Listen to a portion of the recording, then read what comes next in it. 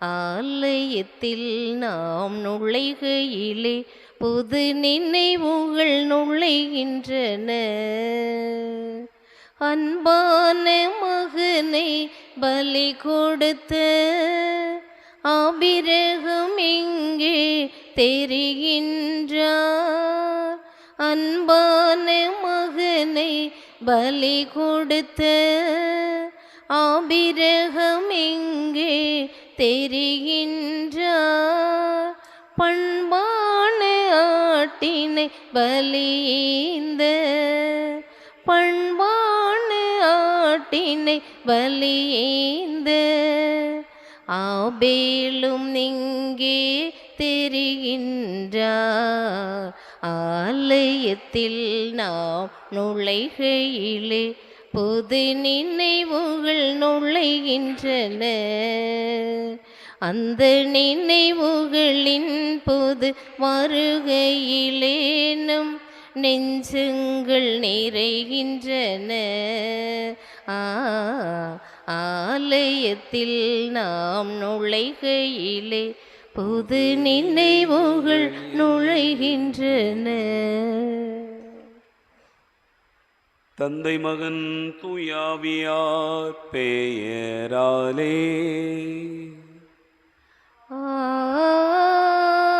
ஆமென். ஆண்டவராகிய இயேசு கிறிஸ்துவின் அருளும் கடவுளின் அன்பும் தூயாவியாரின் நட்புறவும் உங்கள் அனைவரோடும் இருப்பதாக. ஆன்மாவோடும் இருப்பதாக. ஆண்டவர் இயேசு கிறிஸ்துவில் அன்பு நிறைந்த சகோதர சகோதரிகளே, இறைவன் நமக்கு இந்த புதிய நாளை தந்து ஆசீர்வதித்திருக்கிறார்.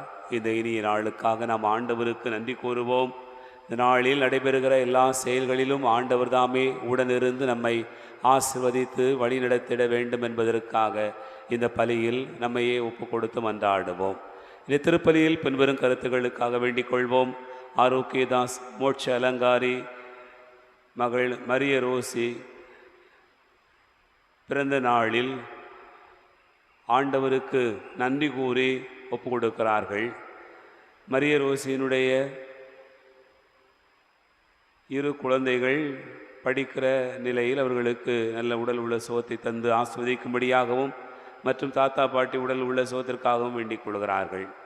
மேலும் லெபேயந்தோணி மலர் ஒப்புக்கூடக்கூடிய நன்றியறிந்த திருப்பலி இந்நாள் வரை இறைவன் செய்திருக்கூடிய நன்மைகளுக்கு நன்றியாகவும், வீடு கட்டும் பணி சிறப்பாக நடந்து முடிந்ததற்கு நன்றியாகவும், குடும்பத்தில் உள்ள அனைவருக்கும் நல்ல உடல் உள்ள சுகம் கிடைக்கும்படியாகவும், அம்மாவுக்கு நல்ல சுகம் கிடைக்கும்படியாகவும், தம்பி இருவருடைய குடும்பங்களையும் இறைவன் ஆசீர்வதித்து வழி நடத்தும்படியாகவும், குழந்தைகளுக்கு கல்வி ஞானத்தை ஒழுக்கத்தை தந்து ஆண்டவர் வழிநடத்தும்படியாகவும், வரும் காலங்களில் குடும்பத்தை ஆசீர்வதித்து வழிநடத்தவும் கோடி அற்புதர் புனித அந்தோணியார் வழியாக வேண்டுவோம்.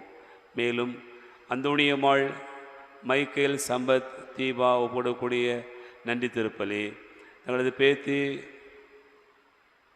யோனிகா அல்போன்சை இறைவனைவாய் ஆசீர்வதித்து வழிநடத்தி வந்த கிருபைக்கு நன்றியாகவும், தொடர்ந்து இறைவன் குழந்தை மீது தங்கியிருக்கும்படியாகவும், ஞானத்திலும் இறைபக்தியிலும் வளரும்படியாகவும், பெற்றோர்களுக்கும் பெரியோர்களுக்கும் கீழ்ப்படிதலுள்ள பிள்ளையாக வளரும்படியாகவும், மேலும் மகள்கள் குடும்பத்தை இறைவன் ஆஸ்வதிக்கும்படியாகவும், மகன் குடும்பத்தை ஆஸ்வதிக்கும்படியாகவும், அனைவருக்கும் உடல் உள்ள சொந்தம் வழி நடத்தும்படியாகவும், மகனுக்கு குழந்தை வரம் கிடைக்கும்படியாகவும், கோடி அற்புத புனித அந்தோணியார் வழியாகவும், அன்னை வழியாகவும், இன்னும் குடும்பத்தில் இறை ஆசி தங்கியிருக்கும்படியாக வேண்டிக் கொள்வோம். ஜோஸ்பின், சர்மிளா, ரவிராஜ் ஒப்புக்கொடுக்கக்கூடிய திருப்பலியாக வேண்டிக் கொள்வோம். இறைவன் தாமே அவருடைய வாழ்வை ஆசீர்வதித்ததற்கு நன்றியாகவும், மரித்த ஜோஸ்பின் சர்மிளா அவருடைய ஆன்மார்களுக்கு இளைப்பாறுதல் அடையும்படியாகவும் வேண்டிக் கொள்வோம். மேலும் இந்த கருத்துக்களோடு என்னுடைய அன்பு தாய் சிலுவை முத்தவர்கள் மரித்த 20வது ஆண்டு நினைவு நாளில் அவருடைய ஆன்மா இறைவன் நித்திய இளைப்பாறுதல் அடையும்படியாகவும் வேண்டிக் கொள்வோம். நாம் இணைந்து ஜெபிக்கிற இந்த பலியை இறைவன் ஏற்றுக்கொள்ள தடையாக இருக்கிற நம்முடைய பாவங்கள் பலவீனங்களுக்காக மனம் வருந்துவோம். ஆண்டவரிடத்தில் மன்னிப்பு கேட்போம். எல்லாம் வல்ல இறைவனிடமும் சகோதர சகோதரி ஏனெனில் என் சிந்தனையாலும் சொல்லாலும் செயலாலும் கடமைகள் தவறியதாலும் பாவங்கள் பல செய்தேன். என் பாவமே, என் பாவமே, என் பெரும் பாவமே.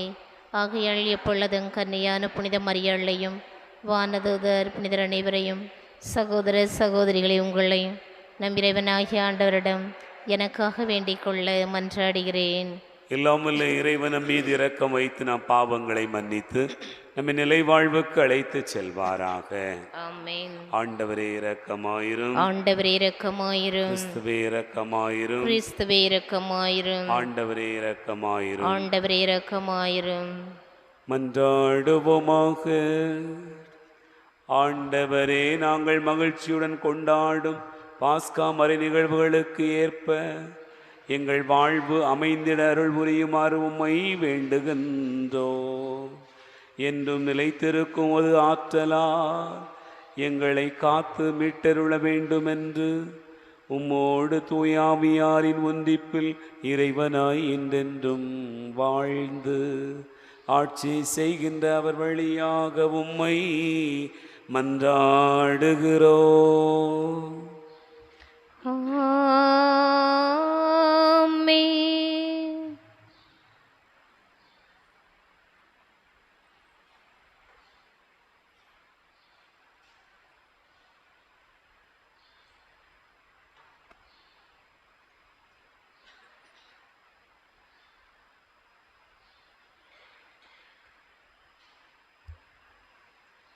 முதல் வாசகம்.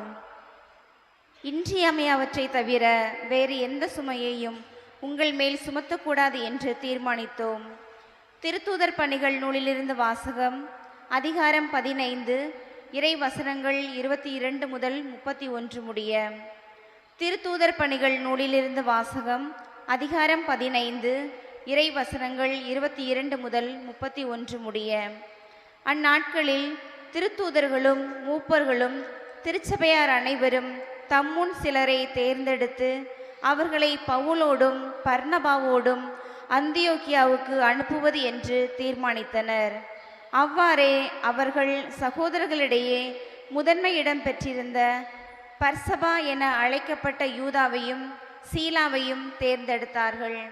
பின்பு அவர்கள் ஒரு கடிதத்தை எழுதி அவர்கள் கையில் கொடுத்து அனுப்பினார்கள்.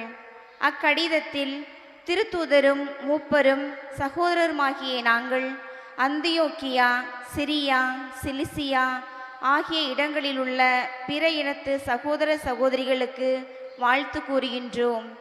எங்களுள் சிலர் அங்கு வந்து தங்களுடைய பேச்சால் உங்கள் மனதை குழப்பி உங்களை கலக்கமுற செய்தனர் என்று கேள்விப்பட்டோம். இவர்களுக்கு நாங்கள் எந்த கட்டளையும் கொடுக்கவில்லை. எனவே நாங்கள் ஒரு மனத்துடன் கூடி வந்து சிலரை தேர்ந்தெடுத்து எம் அன்புக்குரிய பர்னபா, பவுல் ஆகியோரோடு உங்களிடம் அனுப்புவதென்று தீர்மானித்தோம். இவர்கள் இருவரும் நம் ஆண்டவர் இயேசு கிறிஸ்துவுக்காக தங்கள் உயிரையும் கொடுக்க துணிந்தவர்கள். எனவே நாங்கள் யூதாவையும் சீலாவையும் உங்களிடம் அனுப்புகிறோம். அவர்கள் நாங்கள் எழுதுகிற இவற்றை தங்கள் வாய்மொழி மூலம் உங்களுக்கு அறிவிப்பார்கள். இன்றியமையவற்றை தவிர அதிகமான வேறு எந்த சுமையையும் உங்கள் மேல் சுமத்தக்கூடாது என்று தூய ஆவியாரும் நாங்களும் தீர்மானித்தோம். சிலைகளுக்கு படைக்கப்பட்டவை, இரத்தம், கழுத்து நெரிக்கப்பட்டு செத்தவை மற்றும் பரத்தமை ஆகியவற்றை நீங்கள் தவிர்த்து உங்களை காத்து கொள்வது நல்லது. வாழ்த்துக்கள் என்று எழுதியிருந்தார்கள். யூதாவும் சீலாவும் விடைபெற்று அந்தியோக்கியா வந்தனர். அங்கு மக்களை கூட்டி கடிதத்தை கொடுத்தனர். அதை வாசித்ததும் அவர்கள் ஊக்கமடைந்து மகிழ்ச்சியுற்றார்கள். இது ஆண்டவர் வழங்கும் அருள்வாக்கு. பதிலுரை பாடல். பல்லவி. என் தலைவரே, மக்களினங்களிடையே உமக்கு நன்றி செலுத்துவேன். என் உள்ளம் உறுதியாயிருக்கின்றது. கடவுளே, என் உள்ளம் உறுதியாயிருக்கின்றது. நான் பாடுவேன், உம்மை புகழ்ந்து பாடுவேன். என் நெஞ்சே விழித்தெழு, வீணையே யாழே விழித்தெழுங்கள். வைகரையை நான் விழித்தெழச் செய்வேன். பல்லவி. என் தலைவரே, மக்களினங்களிடையே உமக்கு நன்றி செலுத்துவேன். என் தலைவரே, மக்களினங்களிடையே உமக்கு நன்றி செலுத்துவேன். எல்லா இனத்தாரிடையும் உம்மை புகழ்ந்து பாடுவேன். ஆண்டவரே, உமது பேரன்பு வானளவு உயர்ந்துள்ளது. உமது வாக்கு பிறழாமை முகில்களை தொடுகின்றது.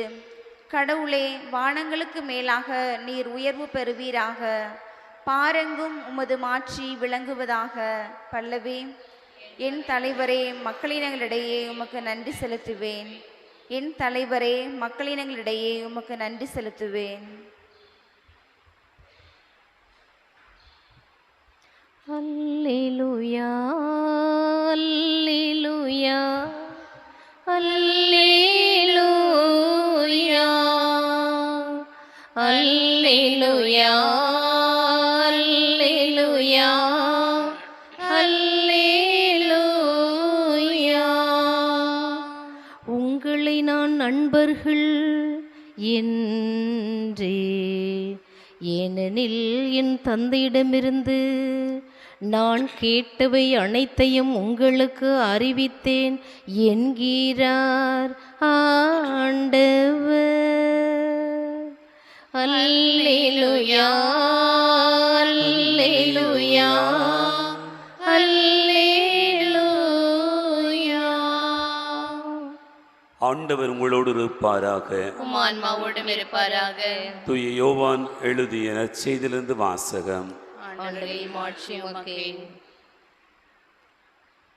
யோவான் நற்செய்தி அதிகாரம் 15 இறைவார்த்தைகள் 12 முதல் 17 முடிய.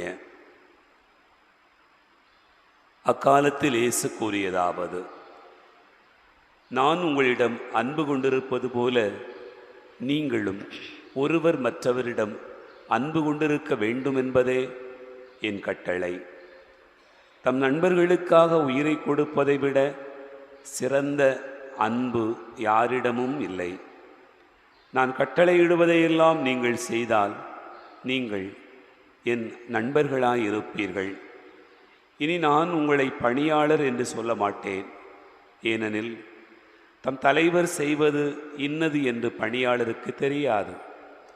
உங்களை நான் நண்பர்கள் என்றேன். ஏனெனில் என் தந்தையிடமிருந்து நான் கேட்டவை அனைத்தையும் உங்களுக்கு அறிவித்தேன். நீங்கள் என்னை தேர்ந்து கொள்ளவில்லை, நான் தான் உங்களை தேர்ந்து கொண்டேன்.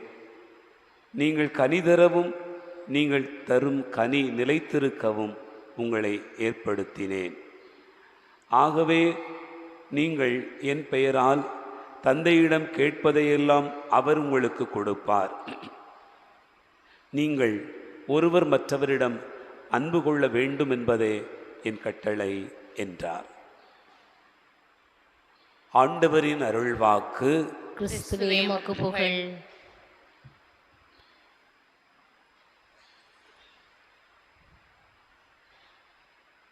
ஆண்டவர் இயேசு கிறிஸ்துவில் அன்பு நிறைந்த சகோதரர்களே, சகோதரிகளே,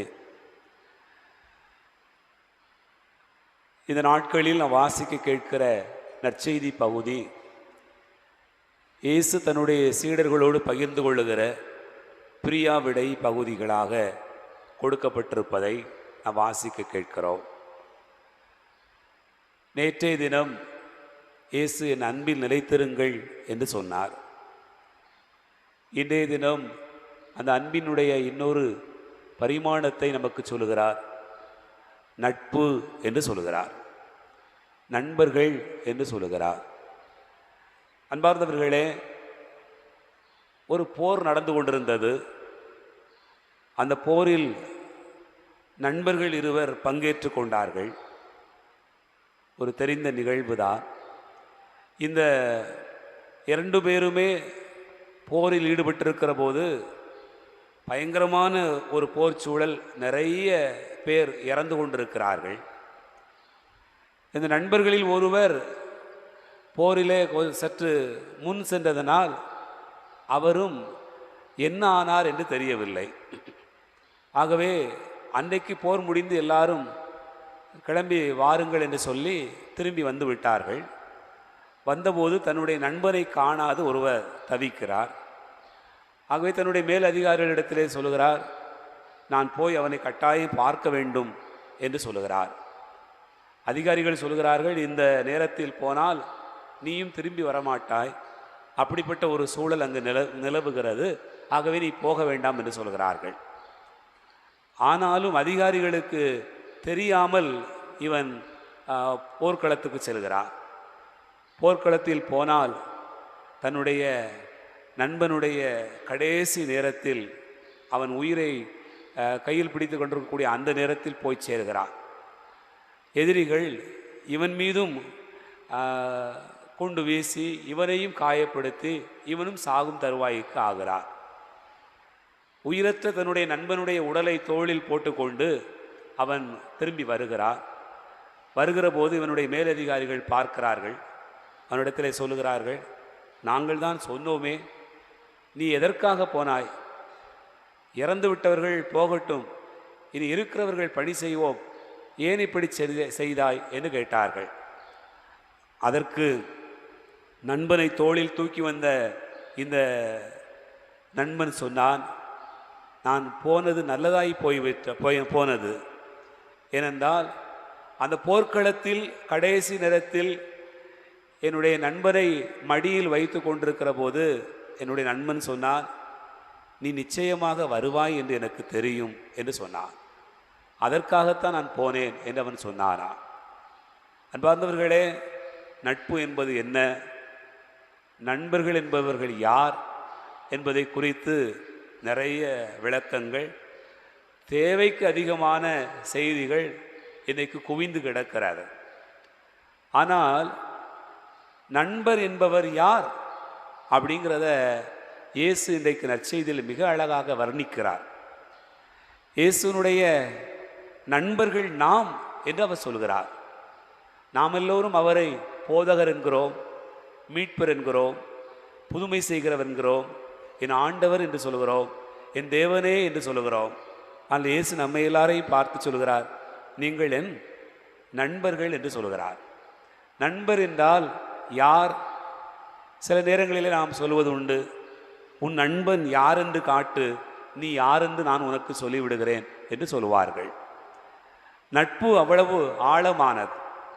உடன் பிறந்த உறவுகளை தாண்டிய ஒரு உறவு மனிதனை வாழச் செய்கிறது, மனிதனை இந்த பூமியில் நிலைத்திருக்க செய்கிறது என்று சொன்னால் அது நட்பு தான் என்று சொல்வார்கள். ஒரு நண்பன் உடனிருந்து விட்டால் அந்த நண்பனை கொண்டு ஒரு மனிதனுடைய வாழ்க்கையில் வேறு வழிகளில் உயர்ந்து நிற்பார் என்று சொல்லுவார்கள். அந்த அளவுக்கு நட்புக்கான விளக்கங்கள் இந்த பூமியில் நிறைய இருந்து கொண்டிருந்தாலும் கூட பைபிள் நமக்கு சொல்லுகிற நட்பு என்பது மிக ஆழமானதாக இருக்கிறது. பழைய ஏற்பாட்டிலே தாவீதும் யோனத்தானும் நண்பர்கள்.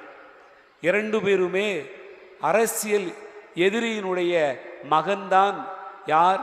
யோனத்தான். சவுலின் மகன் யோனத்தான். ஆனால் தாவீது சவுலுக்கு பிடிக்காத நபர். அப்படிப்பட்ட ஒரு சூழ்நிலையில் இரண்டு பேரும் எப்படி நட்பு பாராட்டினார்கள் என்பதை குறித்த ஒரு செய்தி மிக ஆழமாக சொல்லப்பட்டிருப்பதை பழைய ஏற்பாட்டில் வாசிக்க கேட்கிறோம். ஆபிரகாமும் ஆண்டவரும் அப்படிங்கிற ஒரு நிலையில் சிந்தித்து பார்த்தோம் என்று சொன்னால், ஆபிரகாம் ஆண்டவருக்கு நண்பர். அந்த நண்பர் எப்படிப்பட்டவர் அப்படின்னு சொன்னா, இன்னைக்கு நாம் எதிர்பார்க்கக்கூடிய நண்பர் போல் அல்ல. அதுதான் மிக முக்கியமானது. ஆபிரகாம் நண்பர் என்று சொன்னால் அப்படியே கீழ்ப்படிந்தார், அவ்வளவுதான். நாம் என்ன நினைக்கிறோம்? நான் நண்பர் என்றால் என்னுடைய நண்பர் நான் என்னெல்லாம் நினைக்கிறேனோ அதையெல்லாம் செய்யணும், நான் என்னெல்லாம் விரும்புகிறேனோ அதன்படி நடக்கணும் அப்படின்னு நினைக்கிறோம். ஆனால் ஆபிரகாமுக்கும் இறைவனுக்குமான நட்பு எப்படி சொல்லப்பட்டிருக்கிறது என்று சொன்னால், கீழ்ப்படிதலினுடைய உச்சம் என்று சொல்லப்படுகிறது. அதையே இன்றைய நற்செய்தி வாசகம் மிக அழகாக நட்பிற்கான வரையறையை தருகிறார். எப்படிப்பட்ட வரையறை? அன்பார்ந்தவர்களே, இன்றைக்கு நான் வாசிக்க கேட்டோம். நட்பினுடைய முதல் தன்மையே ஒருவர் மற்றவரிடம் அன்பு கொண்டிருக்க வேண்டும் என்பதுதான். அன்புதான் நட்பினுடைய முதல் வரையறை. இரண்டாவது இயேசு என்ன சொல்லுகிறார்? உயிரை கொடுத்தல் என்று சொல்லுகிறார். நண்பர்களுக்காக உயிரை கொடுப்பதை விட மேலான அன்பு இல்லை. அது இயேசுவே செய்து காட்டியிருக்கிறார் என்று பார்க்கிறோம். மூன்றாவது, இயேசு நட்பினுடைய விளக்கத்தை எப்படி சொல்கிறார் என்று சொன்னார், நான் கட்டளையிடுவதையெல்லாம் நீங்கள் செய்தால் நீங்கள் என் நண்பர்கள் என்று சொல்கிறார். நமக்கு இதுதான் பெரிய சிக்கலுக்குரிய காரியமாக இருக்கிறது. அது என்ன? நண்பர்கள் என்று சொன்னால் ஒருவருக்கொருவர் பரஸ்பரமாக இருக்க வேண்டும் அல்லவா? ஆனால் கட்டளையிடுவதையெல்லாம் செய்தால்தான் நண்பர்களா? ஆனால் ஆண்டவர் அந்த அன்பினுடைய உச்சத்தை சொல்கிறார். உங்களுக்கு யாரையாவது பிடித்திருக்கிறது, யாரையாவது நீங்கள் அன்பு செய்கிறீர்கள் என்றால் என்ன செய்வீர்கள்? என்ன செய்வோம்? அவர் என்னவெல்லாம் செய்கிறாரோ, என்னெல்லாம் விரும்புகிறாரோ அதை நாம் செய்வோம். அதைத்தான் ஆண்டவர் இயேசு கட்டளையிடுவதையெல்லாம் செய்தால் என்று சொல்கிறார். அன்பினுடைய மூணாவது பண்பு. நான்காவது அன்பினுடைய தன்மையாக இயேசு நமக்கு இன்றைக்கு நற்செய்தியிலே சொல்லுகிற செய்தி என்ன? அன்பார்ந்தவர்களே, இங்கே ஒளிவு மறைவு என்பது இல்லை என்பதை சொல்கிறார். நட்பில், அன்பில் ஒளிவு மறைவு என்பது இல்லை. நான் உங்களை பணியாளர் என்று சொல்ல மாட்டேன். பணியாளருக்கு தலைவர் செய்வது என்னதென்று தெரியாது. ஆனால் நண்பருக்கு அவர் என்ன செய்கிறார் என்று எல்லாம் தெரியும் என்று குறிப்பிடுகிறார். இப்படியாக நட்பினுடைய உச்சத்தை அடைய வேண்டும்.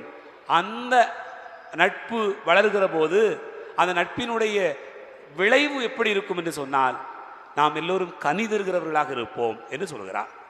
அன்பார்ந்தவர்களே, நட்பின் இந்த கூறுகளெல்லாம் கடைப்பிடிக்கப்படும் என்று சொன்னால் நம்ம ஒன்றுமே செய்ய முடியாது. நிச்சயமாக கனிதந்துதான் ஆக முடியும் என்பது ஆண்டவர் நமக்கு கற்றுத்தருகிற மிக உன்னதமான பாடம். நீங்கள் யோசித்து பாருங்கள் அன்பார்ந்தவர்களே, கனி தருவீர்கள், அந்த கனியும் நிலைத்திருக்கும் என்று ஆண்டவர் சொல்கிறார். நேற்று அன்பு நிலைத்திருக்கும் என்று சொன்னார். இன்றைக்கு நீங்கள் தருகிற அந்த நட்பினுடைய கனி நிலைத்திருக்கும் என்று சொல்கிறார். அது எப்படி நிலைத்திருக்கும்? அன்பார்ந்தவர்களே, ஒரு மரத்தின் கனியை உண்ணுகிறோம். அந்த கனியிலிருந்து அதனுடைய விதையானது அடுத்த மரத்திற்கு தயாராகிறது. அந்த மரம் இன்னும் கனி தருகிறது. அந்த மரம் நிறைய கனிகளை தருகிறது. அந்த கனிகளிலிருந்து நிறைய மரங்கள் உருவாகிறது. இப்படி காலந்தோறும் விதையின் பயன்பாடு மாறி மாறி கனிகளை தந்து கொண்டே இருப்பது போல நட்பினுடைய உச்சமும் கனி தருவதாகத்தான் இருக்க முடியும் என்பதை ஆண்டவர் நமக்கு சுட்டி காட்டுகிறார். ஆகவே ஆண்டவர் சொல்லுகிறார், நீங்கள் கனி தர வேண்டும், உங்களை நான் நண்பர்கள் என்று சொன்னேன் என்று சொல்லுகிறார். சிந்திப்போம்.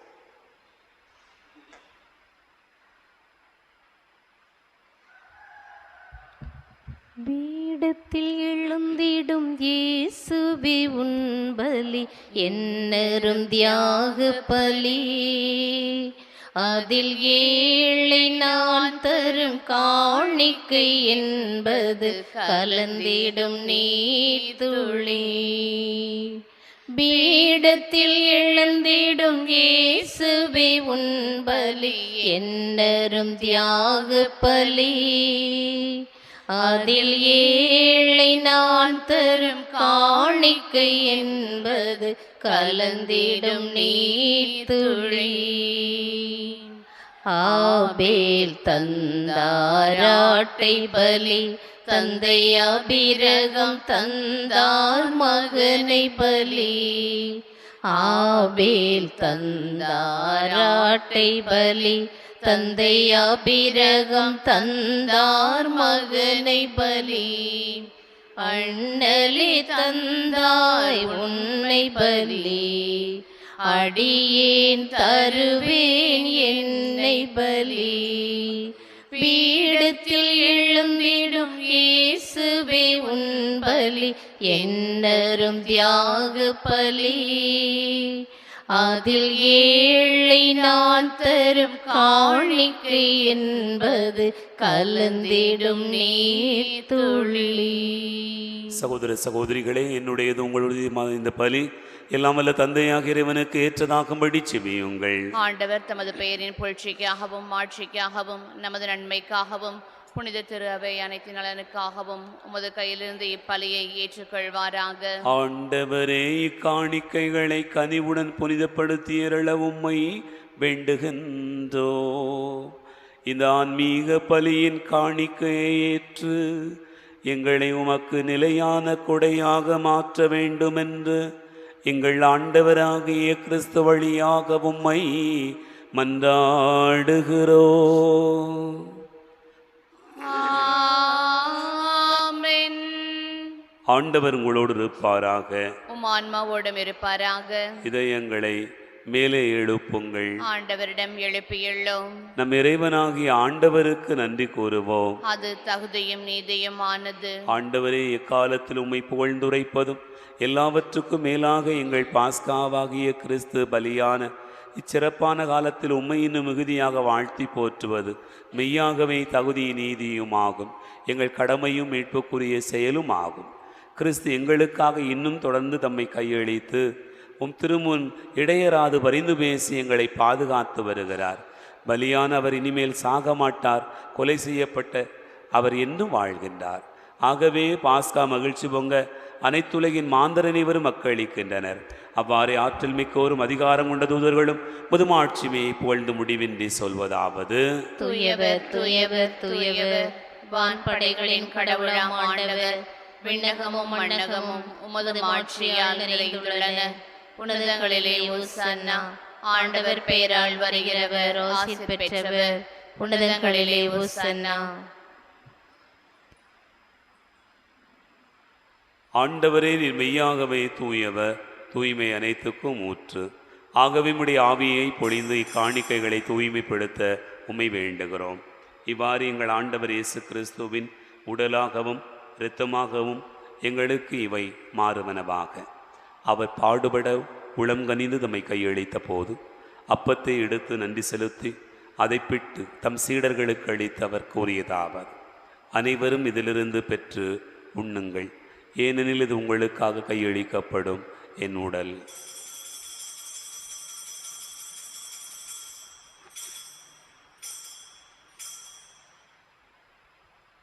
அவ்வண்ணமே இரவு விருந்தே அருந்திய பின் கிண்ணத்தை எடுத்து மீண்டும் உமக்கு நன்றி கூறி தம் சீடர்களுக்கு அளித்தவர் கூறியதாவது: அனைவரும் இதிலிருந்து பெற்று பருகுங்கள், ஏனெனில் இது புதிய நிலையான உடன்படிக்கைக்குரிய இரத்தத்தின் கிண்ணம். இது பாவ மன்னிப்புக்கென்று உங்களுக்காகவும் பலருக்காகவும் சிந்தப்படும். இதை நினைவாகச் செய்யுங்கள்.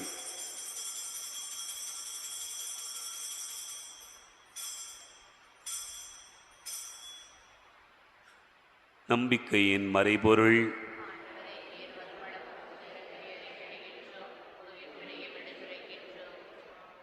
ஆகவே ஆண்டவரே, நாங்கள் கிறிஸ்துவின் இறப்பினையும் உயிர்ப்பினையும் நினைவு கூர்ந்து வாழ்வு தருகின்ற அப்பத்தையும் மீட்பளிக்கும் கிண்ணத்தையும் உமக்கு ஒப்புக் கொடுக்கிறோம். உம் திருமுன் நின்று ஊழியம் புரிய தகுந்தவர்களென எங்களை ஏற்றுக்கொண்டீர். எனவே உமக்கு நன்றி செலுத்துகின்றோம். மேலும் கிறிஸ்துவின் உடலிலும் இரத்தத்திலும் பங்கு கொள்ளும் எங்களை தூய ஆவியார் ஒன்று சேர்க்க வேண்டுமென உம்மை தாழ்மையுடன் மன்றாடுகிறோம். ஆண்டவரே, உலகெங்கும் பரவியிருக்கும் அது திரு அவையை நினைவு கூர்ந்தருளும். எங்கள் திருத்தந்தை லியோ, எங்கள் ஆயர் அந்தோணி சாமி, எல்லா திருநிலையினர் ஆகிய அனைவரோடும் உமது திரு அவை அன்பில் நிறைவு பெற செய்தருளும். உயிர்த்தெழும் எதிர்நோக்கோடு துயில் கொள்கிற எங்கள் சகோதர சகோதரிகளையும் இறந்தோர் அனைவரையும் இரக்கத்தோடு நினைவு கூர்ந்து உமது திருமுக ஒளியினுள் ஏற்றருளும். எங்கள் அனைவர் மீதும் இரக்கமாயிரும். கடவுளின் கன்னித்தாயான புனித மரியா, அவருடைய கணவரான புனித யோசேப்பு, புனித திருத்தூதர்கள், எங்கள் பாதுகாவலர் கோடியர் புதர் புனித அந்தோணியார், இன்னும் இவ்வுலகில் உமக்கு உகந்தவராயிருந்தோர் ஆகிய புனிதர் அனைவுடனும் நாங்கள் நிலைவாழ்வில் பங்கு கொள்ளும் தகுதி பெற்று உம் திருமகன் இயேசு கிறிஸ்து வழியாக உம்மை புகழ்ந்தேத்து மரமருள உம்மை மன்றாடுகிறோம். இவர் வழியாக இவரோடு இவரில் எல்லாம் வல்ல இறைவனாகிய தந்தையே, தூயாவியாரின் ஒன்றிப்பில் எல்லா புகழும் ஆட்சியும் என்றென்றும் உமக்கு உரியதே.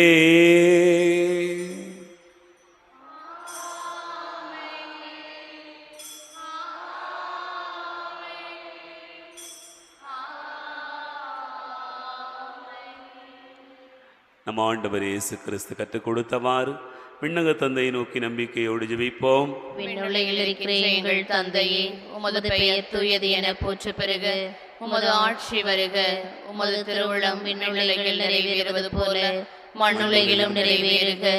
எங்கள் அன்றாட உணவை இன்று எங்களுக்கு தாரும்.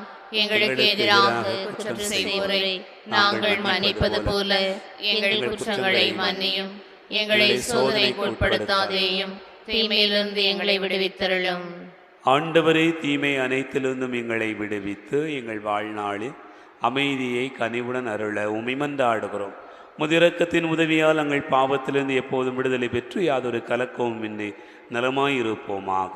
நாங்கள் எதிர்நோக்கி இருக்கும் பேரின்பத்துக்காகவும் மீட்பராகிய இயேசு கிறிஸ்துவின் வருகைக்காகவும் காத்திருக்கின்றோம். ஏனெனில் ஆட்சியும் வல்லமையும் ஆட்சியும் என்றென்றும் உமதே. ஆண்டவரே இயேசு கிறிஸ்துவே, அமைதியை உங்களுக்கு விட்டுச் செல்கிறேன், என் அமைதியை உங்களுக்கு தருகிறேன் என்றும் திருத்தூதர்களுக்கு மொழிந்தீரே. எங்கள் பாவங்களை பாராமல் முத்திருமை நம்பிக்கையை கண்ணோக்கி முத்திருளத்திற்கு ஏற்பதற்கு அமைதியும் ஒற்றுமையும் அளித்தருள்வீராக. என்னென்றும் வாழ்ந்து ஆட்சி செய்கின்றவர் நீரே. ஆமென். ஆண்டவருடைய அமைதி உங்களுடனும் இருப்பதாக. உம் ஆன்மாவோடும் இருப்பதாக. ஒருவருக்கொருவர் அமைதியை பகிர்ந்து கொள்வோம். உலகின் பாவங்களை போக்கும் இறைவனின் செம்மறியே, எங்கள் மேல் இரக்கமாயிரும். உலகின் பாவங்களை போக்கும் இறைவனின் செம்மறியே, எங்கள் மேல் இரக்கமாயிரும். உலகின் பாவங்களை போக்கும் இறைவனின் செம்மறியே, எங்களுக்கு அமைதி அளித்தருளும்.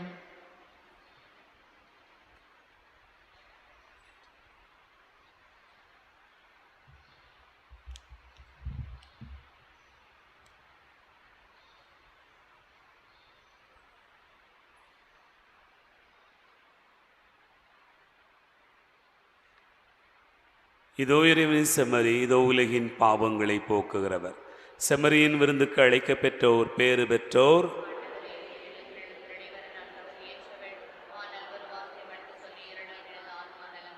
கிறிஸ்துவின் தொழுத்தமை காத்து நித்திய வாழ்வளிப்பதாக.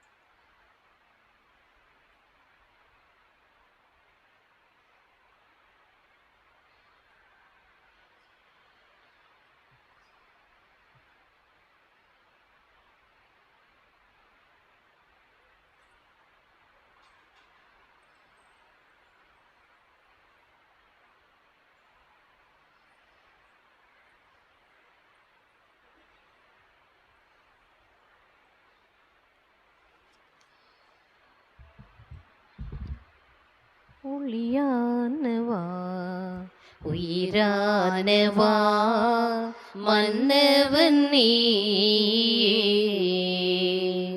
ஒளியானவா, உயிரானவா, மன்னவன் நீயே. ஒன்றானவா, உருவானவா, நீ மலர் பாதத்திலே என்னை மறந்து உன்னை அடைந்து எழில் அடைந்திட பாடுகின்றேன். ஒளியானவா, உயிரானவா, மன்னவன் நீயே. உனக்காக என் ஜீவன் உயிர் வாழுது. உலகில் நான் உன்னை காண துடிக்கின்றது. உனக்காக என் ஜீவன் உயிர் வாழுது. உலகில் நான் உன்னை காண துடிக்கின்றது. உன் பார்வை நிதம் காண மனம் ஏங்குது. உன் பார்வை நிதம் காண மனம் ஏங்குது. நாளும் பொழுதும் நீ என்னில் வளர, நான் இளமெங்கும் நின் மனம் கமழ. உயிர் கொடுத்திட துடித்தெழுந்திட என்னை மறந்து பாடுகின்றேன். ஒளியானவா, உயிரானவா மன்னவன் நீயே. உள்ளங்கள் நிதம் தேடும் மகிழ்வானது, உறவில் உன் உறவே சுகமானது. உள்ளங்கள் நிதம் தேடும் மகிழ்வானது, உறவில் உன் உறவே சுகமானது. உன் நெஞ்சல் எனக்கென்றும் மடியானது, உன் நெஞ்சம் எனக்கென்றும் மடியானது. நீயேதானே நினைவினில் மலர, நின்னுயிர்தானே எனில் என்றும் வளர. உயிர் கொடுத்திட துடித்தெழுந்திட என்னை மறந்து பாடுகின்றேன். ஒளியானவா உயிரானவா மன்னவன் நீயே.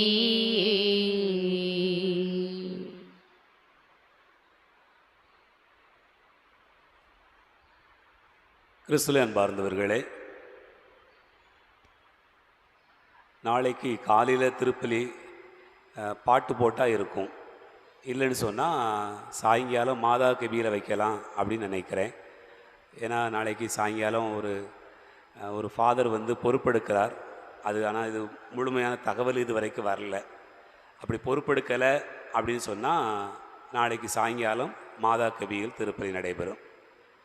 ஒருவேளை சாயங்காலம் பொறுப்பெடுக்கிறாருன்னு சொன்னால் காலையிலே கோயிலில் பாட்டு போடப்பட்டு வழக்கம் போல் நமது ஆலயத்தில் காலையில் திருப்பலி இருக்கும் என்பதை அன்போடு தெரியப்படுத்திக் கொள்கிறேன்.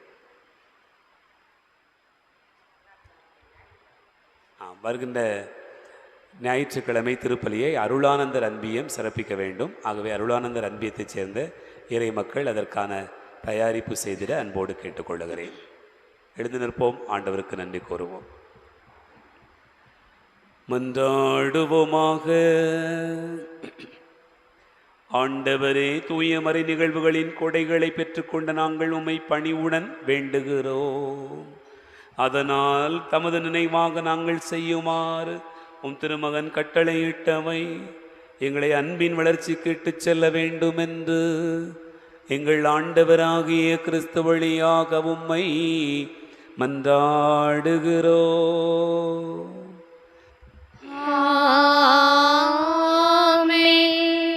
ஆண்டவர் உங்களோடு இருப்பாராக.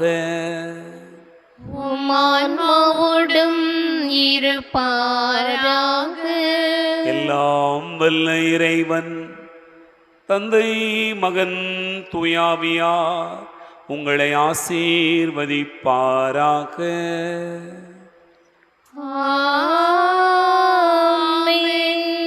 சென்று வாழுவோம். திருப்பலி நிறைவேறிற்று. அல்லேலூயா, அல்லேலூயா. இறைவனுக்கு நன்றி. அல்லேலூயா.